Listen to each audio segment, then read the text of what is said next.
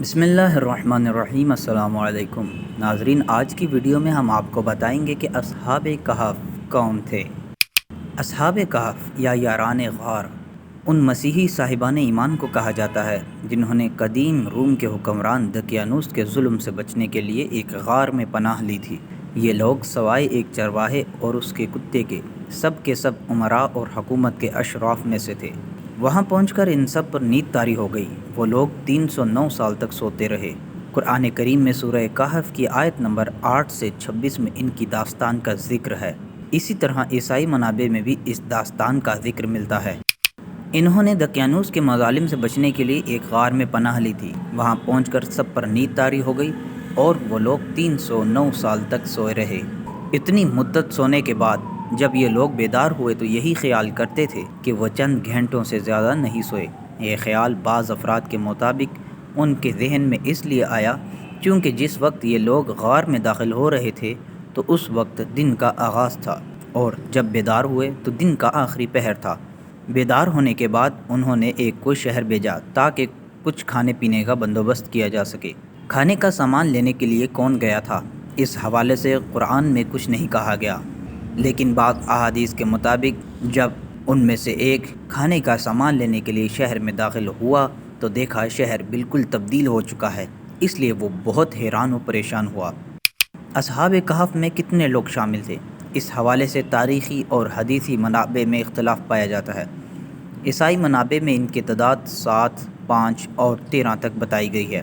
قرآن کریم میں اصحاب کہف کی تعداد کی طرف کوئی تصریح موجود نہیں ہے، صرف ان کی تعداد سے متعلق لوگوں کے اختلاف کی طرف اشارہ کیا گیا ہے۔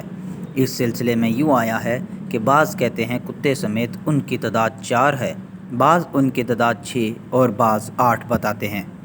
سورہ کہف کی آیت نمبر 8 سے 26 تک میں اصحاب کہف کی داستان بیان ہوئی ہے۔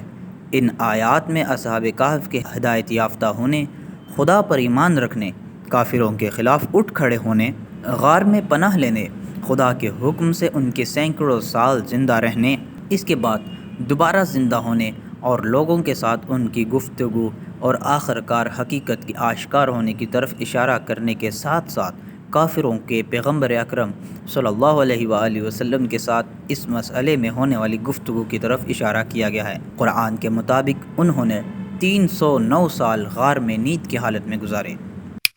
احادیث میں اصحاب کہف کو اشراف اور حکمران گھرانے کے جوانوں کے طور پر جانا گیا ہے جو کسی بڑی عید کے دن شہر سے باہر چلے جاتے ہیں۔ خدا ان کے دلوں کو ہدایت کے نور سے منور فرماتا ہے، یوں یہ لوگ خدا پر ایمان لے آتے ہیں۔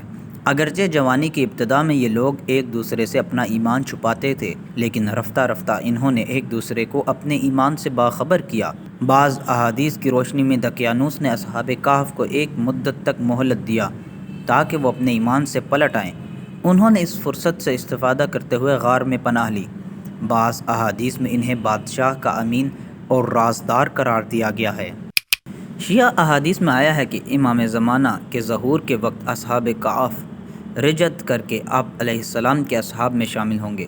امام صادق علیہ السلام فرماتے ہیں، جب قائم آل محمد ظہور کریں گے تو کچھ لوگ کعبے کے پیچھے سے ظاہر ہوں گے جن میں سے 7 افراد اصحاب کہف ہوں گے۔